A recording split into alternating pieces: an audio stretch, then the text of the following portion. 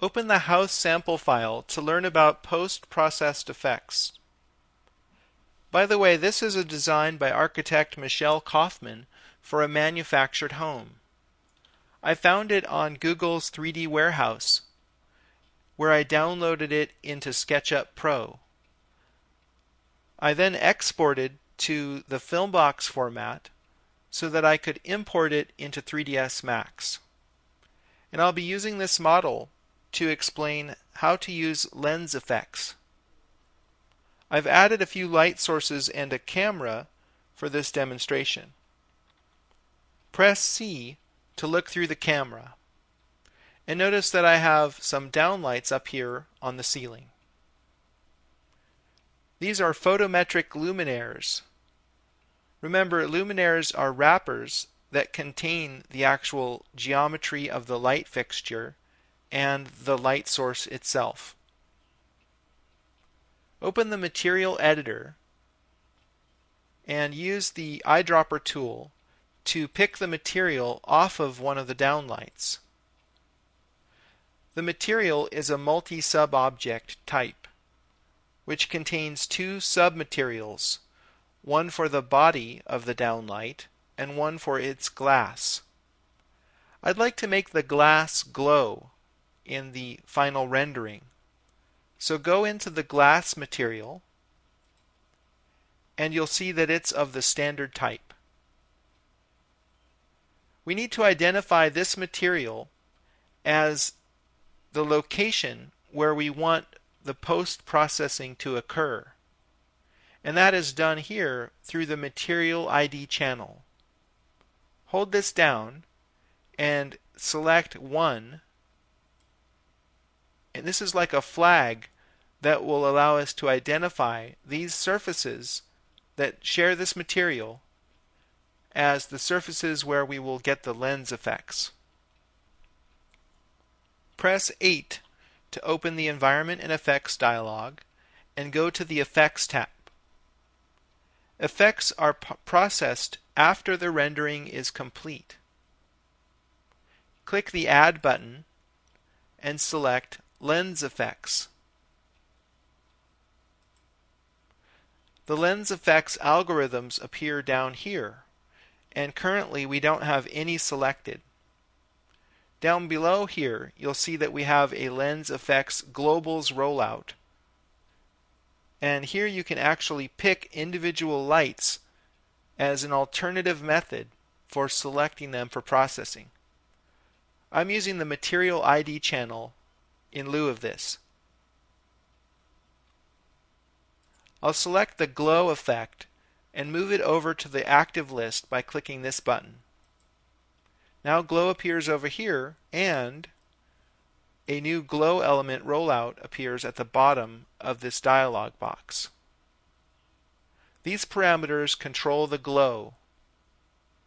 You need to go to Options before you can have the glow appear and identify where that will occur with the Material ID channel.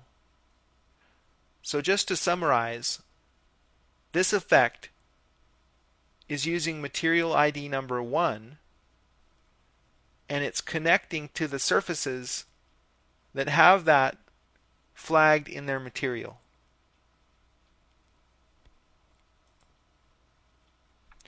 Scroll back up here and click Update Effect.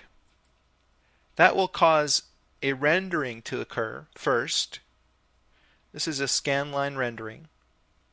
And then after that, the effect will appear. And it's very subtle at this point. You can just make out the outline of a sphere here that's centered on this surface. We need to make some changes to the effect. So I'm going to go down here and close the globals and go to the Parameters tab where the parameters for the glow effect are located. I'm going to change the size to 1 and then click Update Effect. Notice that the rendering didn't have to be recalculated. That's one of the beauties of this approach. The post-processing occurs after the rendering is complete. check interactive, and you won't have to keep clicking Update Effect when you make changes down here. Now I'll set the size to 0.5, and we'll see that almost immediately over here. I think it could be even smaller, maybe 0.1. It's still a bit too bright. On the Options tab, there's an Image Filters group right here. And if you check Edge, it will make the glow appear from the edge of the surface. And this looks better. I'll go back to Parameters and maybe turn down the intensity a bit. That's starting to look good. It's conveying the notion that these are glowing to the viewer without being too obvious. I'll also assign the star effect to the same material ID channel. I'll move it into the active list. Go down here under Options, and I'd like to check this, but I can't until Image Centers is selected. That's going to force a new rendering.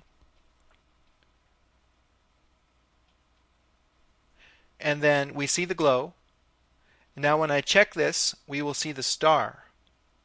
And right now it's way over the top. I'll use the Edge image filter. And now we're getting the stars just on the edges of the surfaces that were flagged. I'll go back to Parameters, turn down the size quite dramatically down to 10, and I'll set the width to 2 and the intensity to 2 as well. And I think the size is too big. And that's starting to look good. We want this to be almost unconscious. The viewer is going to perceive that these have glowing edges and have these star chromatic aberrations. But we want it to be really subtle so that it doesn't distract from the architecture that we're trying to present here. So there you have it. Post-processed effects are carried by the Material ID channel and are editable in real time.